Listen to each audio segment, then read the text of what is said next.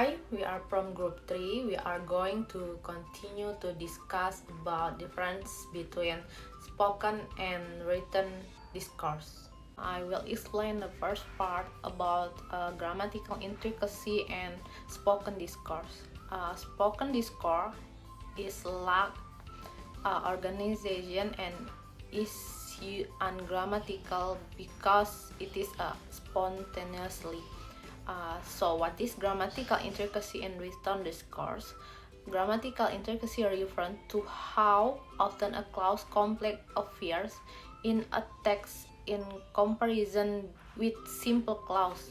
Like it is accepted that any text has different level of intricacy or complexity. The example of grammatical intricacy refers. This refers to the number of clauses per sentence and can be calculated by expressing the number of clauses in the text of the proposition of the number of the sentence in the text. Grammatical word comparison, preparation, preposition, conjunction, auxiliary verb, modal verbs, pronouns, and article. So guys, this is the example of grammatical complexity or grammatical intricacy.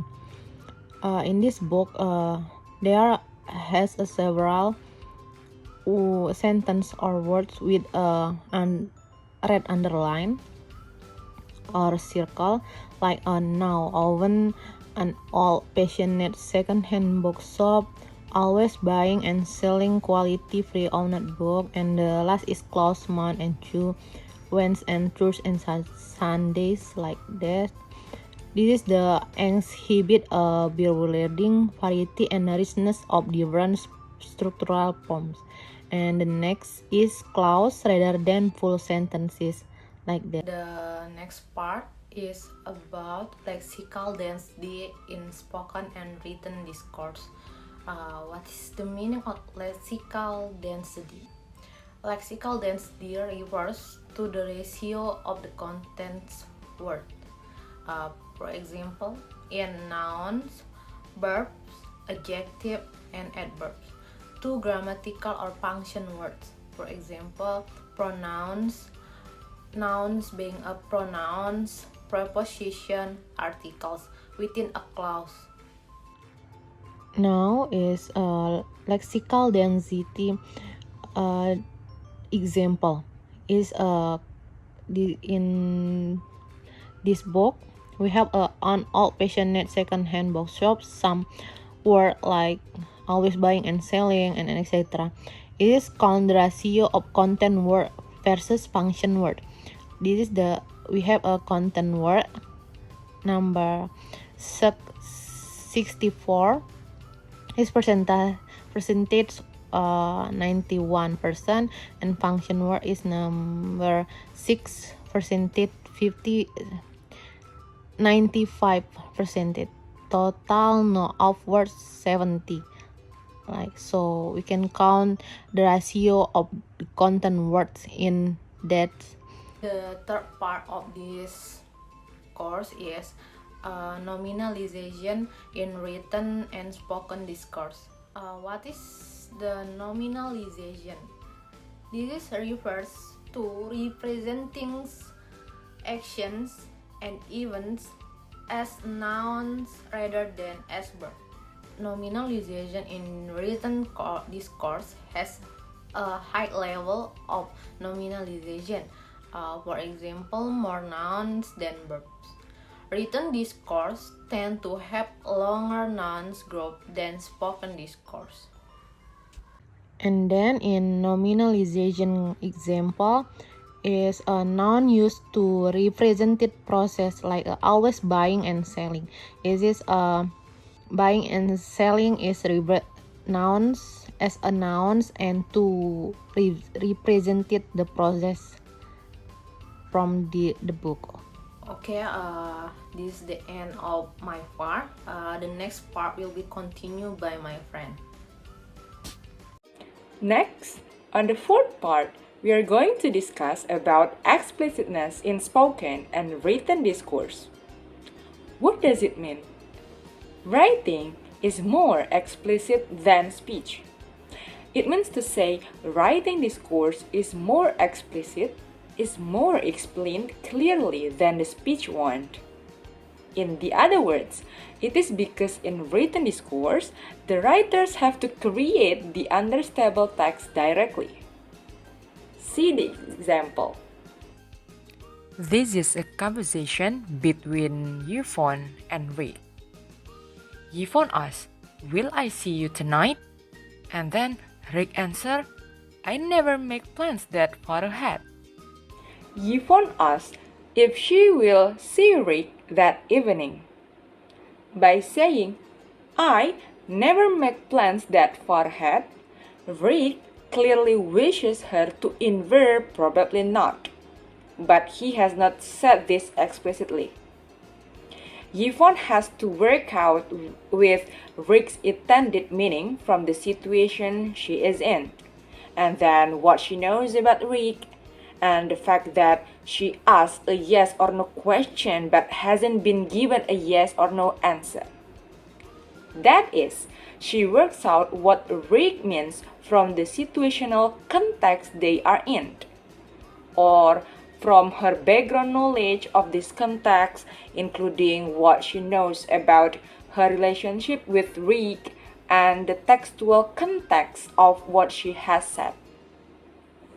Next, the fifth. The fifth is about contextualization in spoken and written discourse. Another commonly held view is that writing is more decontextualized than speech.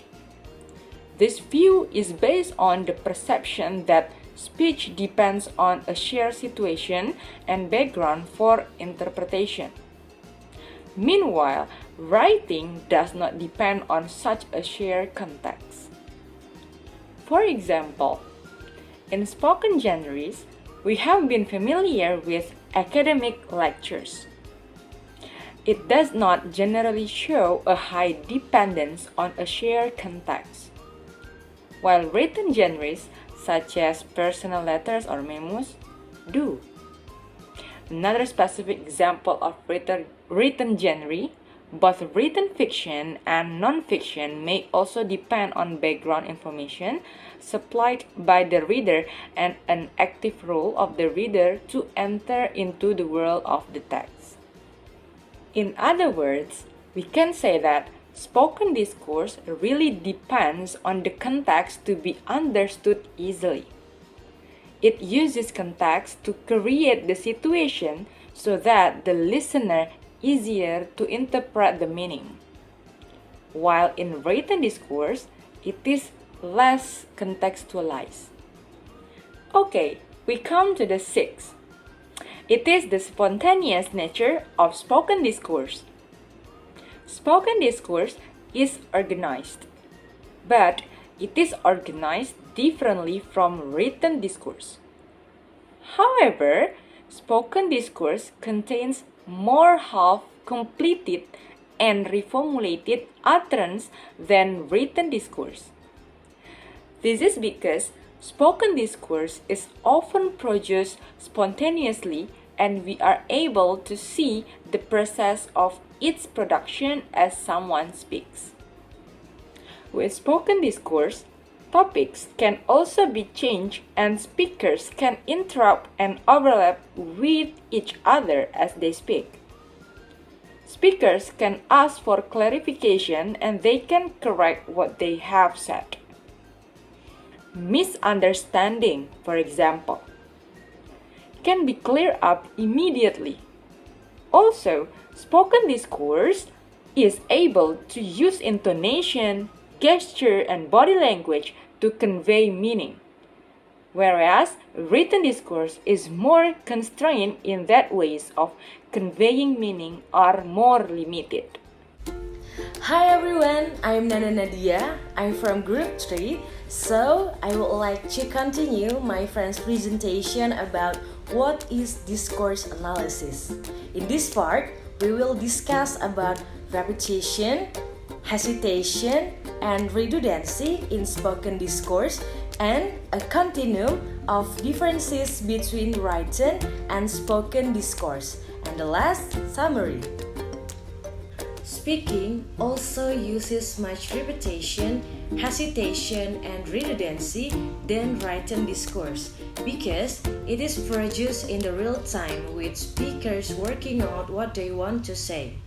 A further characteristic of spoken discourse is the use of or and speakers do this to give them time to think about what they want to say. Repetition, hesitation, and redundancy are common features of spoken discourse that can occur for various reasons. They are natural aspects of communication and play a role in conveying meaning, maintaining conversation flow, and allowing speakers time to think.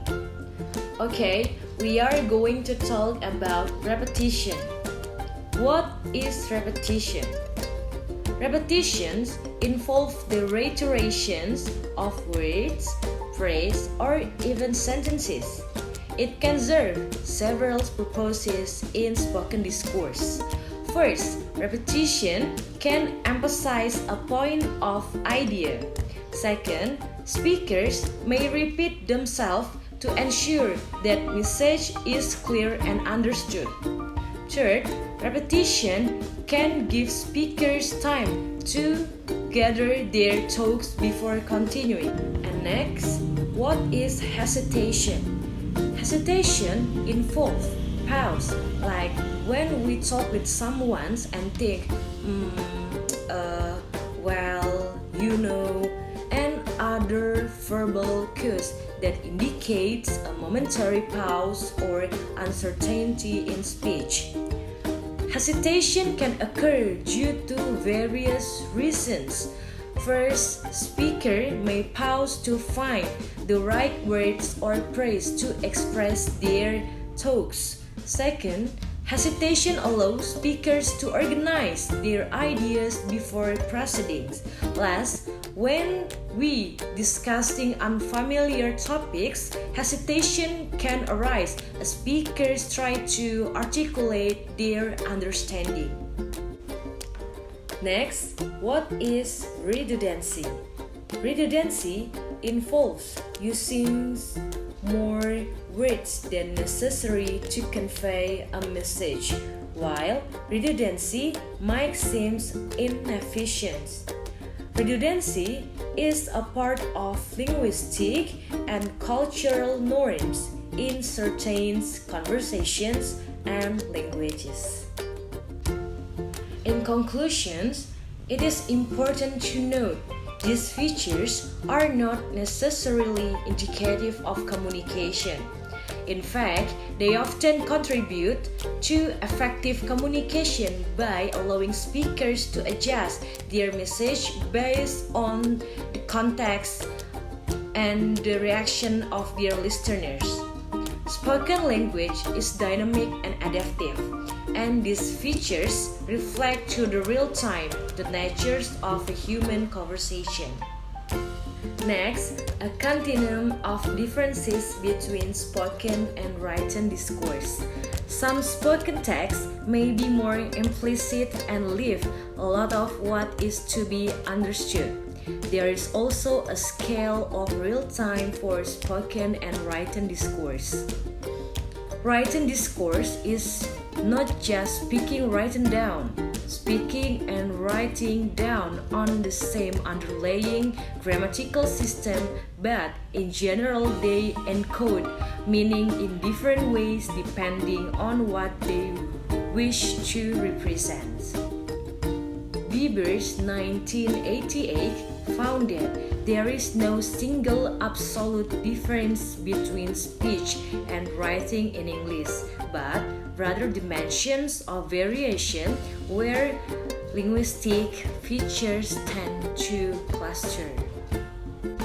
According to Weber 1988, he has shown that there are no absolute differences between spoken and written language in the term of the predominance of certain linguistic features, but that spoken and written language are multidimensional constructs with spoken and written genres and characteristics. Thus, we can conclude that discourse analysis focus on knowledge about language like word, clause, phrase, and sentence that are needed for successful communication.